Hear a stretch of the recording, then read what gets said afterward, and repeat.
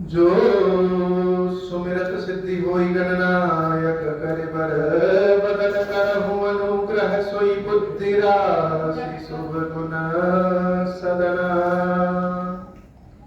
बंदहु गुरु पद पदुम परागा सुरुचि सुबास सरस अनुरागा मंगल भवन अमंगल उमा सहित जहि जपत पुरारी सुमिर शिवा शिव पाई पसाऊं बरनऊं रामचरित चित चाऊं पानी ग्रहण जब कीन महेशा हर्षे तब सकल सुरेशा हरि रामचरित सब आए प्रेम पुलक लोचन जल छाए कवन सो काज कठिन जग माही जो नहीं होई तात तुम पाई प्रविशि नगर कीजे सब काजा हृदय राखी कुशलपुर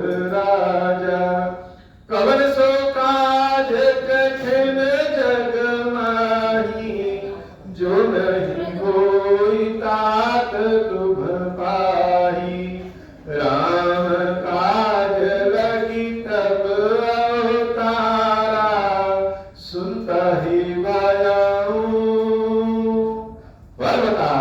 पर्वताकारा हे महादेव इस जगत बाबा इस जीवन बाबा न कोई कार्य कठिन है न ही कोई कार्य संभव है भैया सारे कार्य सरल और संभव हो जाते हैं बाबा अगर आपकी कृपा हो जाए। आज बड़ी अद्भुत तिथि है वैसे तो पूरा कार्तिक महीना है ये कार्तिक महीना जो है यह बड़ा ही त्योहारों का महीना आज बुधवार का दिन है श्री सिद्धिराज गणेश जी का दिन और आज चतुर्दशी तिथि कार्तिक महीने की कृष्ण पक्ष की चतुर्दशी तिथि जो कि कृष्ण पक्ष का हो उसमें भगवान शंकर और देवी पार्वती की तिथि होती है जिसको हम लोग शिवरात्रि कहते हैं और चतुर्दशी तिथि जो उजाले पक्ष की हो शुक्ल पक्ष की हो वो लक्ष्मी नारायण की तिथि होती है। साथ ही साथ चतुर्दशी तिथि देवी की विशेष उपासना की भी तिथि होती है। तो आज देवी के विशेष उपासना की भी तिथि है। आज भगवान शंकर माता पार्वती की भी तिथि शिवरात्रि तिथि भी है और आज बुधवार भी है। साथ ही साथ आज छोटी दीपावली भी है और रूप चौदस के नाम का भी त्योहार है। श्री हनुमान जी महाराज जी का आज जन्म दिवस है। एकमात्र हनुमान जी ही ऐसे प्रिय हैं सबके कि साल भर में उनके दो जन्मदिन मनाए जाते हैं। एक जन्मदिन मनाने से पेट नहीं भरता तो दो बार जन्मदिन मनाया जाता और आज ही के दिन श्री हनुमान जी महाराज ने अपने संपूर्ण शरीर में सिंदूर धारण कर लिया था इसलिए रूप चौदस और कार्तिक का महीना ही बहुत सारी तिथियों का संगम है समागम है और ऐसी तिथि में भगवान की कथा वंदना हो भगवान का दर्शन हो भगवान का कीर्तन हो भगवान का स्मरण हो तो जैसे उत्साह और बढ़ जाता है। यद्यपि यह सांसारिक दुनिया है कलयुगी दुनिया है और कलयुगी दुनिया में जो जितना नियम कर्म ध्यान भक्ति में रहता है ऐसा प्रतीत होता है कि वह उतना ही परेशान है। क्यों? क्योंकि कलयुग ऐसे लोगों को पसंद नहीं करता। अब जैसे यहां पे लोग हाफ टी शर्ट पहन के घूम रहे हैं और चले जाएं साइबेरिया में वहां भी कहेंगे ना हाफ टी शर्ट पहन के घूमेंगे तो संभव नहीं। वैसे ही हर युग का अपना अपना एक लक्षण होता है। कलयुग में तामसी प्रवृत्ति का लक्षण है। तो जाहिर सी बात है कि राजसी प्रवृत्ति या सात्विक प्रवृत्ति के लोग थोड़े ऐसा लगता है कि परेशान है, लेकिन होते नहीं। हनुमान जी महाराज की जितनी वंदना किया जाए कम है। जैसे दीपावली के उत्सव में सभी जगह सजावट हुआ है, सबके घरों में सजावट है, बाजार में, शहर में, रास्ते में सजावट है, और सबसे बड़ी सजावट क्या है? सबसे बड़ी सजावट हृदय। ऐसे ही भगवान श्री राम और लक्ष्मण भैया जब जनकपुर पहुंचे थे तो ऐसा ही कुछ ना कुछ समय रहा होगा। मौसम भी बड़ा अच्छा था, वातावरण भी बहुत अच्छा था, उत्सव का माहौल था, धनुष यज्ञ था और सीता और राम जी का मिलन भी था। जब चारों ओर से खुशियां आ जाए तो जैसे लगता है कार्तिक का महीना आ गया। जब धर्म लुप्त हो गया था, लगा कि यह आज नहीं है, अनेकों बार ऐसा हुआ है कि सनातन धर्म जैसे लगा कि लुप्त हो गया, समाप्त हो गया, कुछ बचा ही नहीं। लेकिन कोई ना कोई ऐसी दैवी शक्ति आ जाती है जो आकर के सनातन धर्म की रक्षा करती है। ऐसा ही कुछ उस समय भी हुआ था जब भगवान शंकर और देवी सती दोनों अलग थे। शिव जी वैरागी हो गए थे, संपूर्ण संसार में राक्षसों का जैसे कब्जा हो गया था। उस समय भगवान शंकर देवी पार्वती के संयोग से भगवान रूपी छह मुख रूपी, जिसका नाम ही तारक है। तारक का मतलब जो तार दे, जो कष्ट से बचा ले, त्राहिमाम त्राहिमाम जब लोग कष्ट से करें, उस समय कार्तिकेय जी ने आकर के हम सब की रक्षा की थी। सनातन धर्म को बचाया, संतों को बचाया, विद्वानों को बचाया, धर्म की स्थापना की। तो धर्म की स्थापना में भगवान कार्तिकेय का बड़ा योगदान है। सिर्फ ऐसा नहीं कि राक्षसों का वध किया तो योगदान है, राक्षसों के वध करने के बाद अनेक तीर्थों की स्थापना कार्तिकेय महाराज जी ने की। श्री शैल के नाम से जो भगवान शंकर का ज्योतिर्लिंग स्थान है, वह कार्तिकेय जी महाराज के स्थान के नाम से है। और भी अनेक शास्त्रों की रचना, जैसे स्कंद पुराण कह लें, इस तरीके से बहुत सारे तीर्थों की रचना, भगवान शंकर के विग्रहों की स्थापना, शास्त्र शस्त्र, हर तरह का ज्ञान कार्तिकेय जी महाराज के संरक्षण में आगे बढ़ा। शायद उन्हीं के इस कृपा के कारण 12 महीनों में से एक महीना कार्तिकेय भगवान का है, और इसी महीने में जगत के पालनहार नारायण योग निद्रा से जागृत होते हैं, चैतन्य अवस्था में होते हैं। अर्थात कार्तिकेय जी महाराज संपूर्ण संसार को जागृत कर देते हैं। तो जहां पे इतना सारा खुशी एक साथ हो, वहां भगवान का दर्शन मिल जाए तो आनंद है।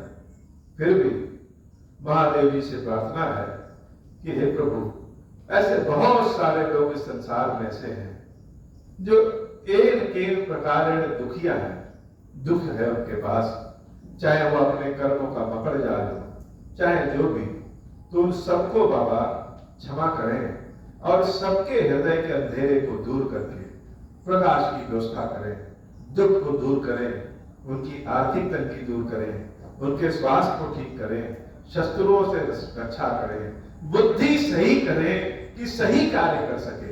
यह ऐसी हमारी प्रार्थना है कि दीपावली की पूर्व संध्या पे, रूप 14 के दिन, चतुर्दशी के दिन, खीरेश्वर महादेव, खीरेश्वरी भैया सबका कल्याण। प्रभु श्री राम, भैया लक्ष्मण नगर में प्रवेश कर चुके हैं।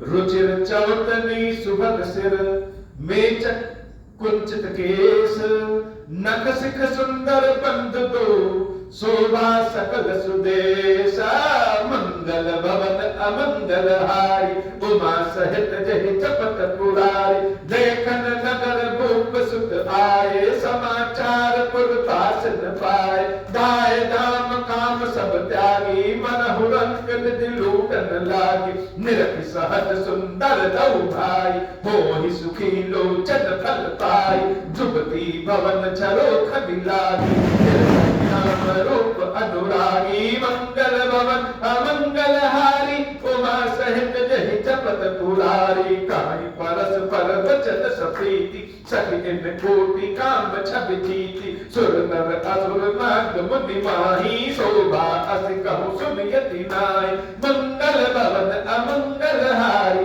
उमा सहित जहि जपत पुरारी। नगर देखने यह कहते कि विश्वामित्र जी ने तो कहा ही था कि नगर देखने तो जा रहे हो, लेकिन जा नगर देखने कम और इस नगर वासियों को अपना दर्शन दिला।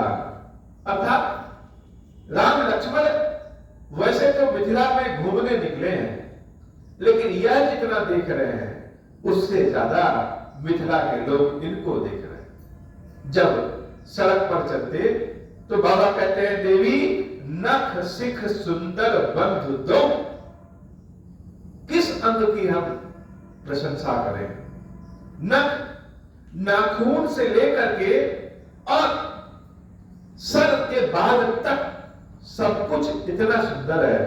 बंधु दो शोभा सकल सुदेश, हर ओर से शोभायान राम और लक्ष्मण लग रहे हैं।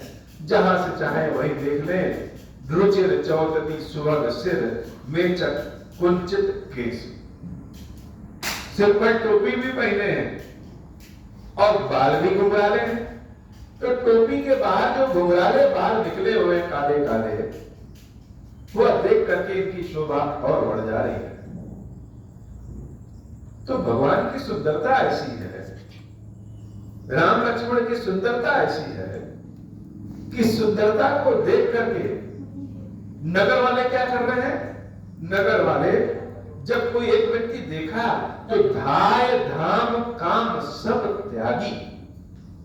जैसे मान लीजिए कोई कुछ काम कर रहा है और उसकी दृष्टि जब राम लक्ष्मण पर पड़ी तो अपने उस काम को भूल करके राम लक्ष्मण को ही देखने लगा, अपने शरीर की सुधि ही नहीं।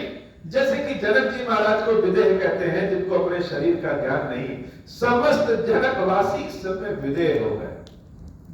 इतनी सुंदर यह दोनों हैं कौन, सब आपस में बात कर रहे हैं और यह समाचार एक व्यक्ति से दूसरे, दूसरे से तीसरे, तीसरे से चौथे, पांचवें संपूर्ण नगर तक पहुंच गया। लोग एक दूसरे कह रहे, अरे क्या काम कर रहे हो, दौड़ो देखो जरा हमारे नगर में कौन आया है। धनुष यज्ञ न होता तो शायद ऐसे दर्शक भी नहीं सुलभ हो पाते। लोग अपने काम धाम को छोड़ करके ऐसे दौड़ रहे हैं जैसे लगे कि कहीं पे खजाना गिरा हो, बस लूट करके लेके आ जाना। मान लीजिए कहीं सोना चांदी एकदम भरा हो, रुपया भरा हो और जितना उठा पाओ उतना उठा लो, ऐसा सिस्टम हो तो आप कोई भी महत्वपूर्ण काम करेंगे उसको छोड़ करके दौड़ जाएंगे। आज ऐसा ही लग रहा है कि आंखों से अमृत का दर्शन हो रहा है, अमृत का पान हो जा रहा है। नैना आनंद दान कह जाता, ये दोनों भाई अमृत, अपने दर्शन का अमृत बांट रहे हैं। लोग सारे कामों को छोड़ करके राम और लक्ष्मण को देख, एक सांवले और एक गोरे, भगवान के दोनों रूप हैं। किसी को काला ना पसंद आए तो सफेद भी है और किसी को सफेद ना पसंद आए तो काला भी है। कोई यह नहीं कह सकता है कि दिन है कि रात है। दोनों रूप भगवान के, एक ही ब्रह्म के दो स्वरूप। सबने कहा, एक दूसरे को बताया, समझाया, धाय धाम काम सब त्यागी, मन रंग निधि लूटने लगा। सब लूटने लगे। निरख सहज सुंदर दो भाई, और जब जाते राम जी के समक्ष तो क्या करते, निरखी सहज सुंदर दो भाई, बड़ी सहजता से, बड़े प्रेम से देखते नहीं, निरीक्षण करते। एक होता है देखना और एक होता है कि अंग अंग देखना है।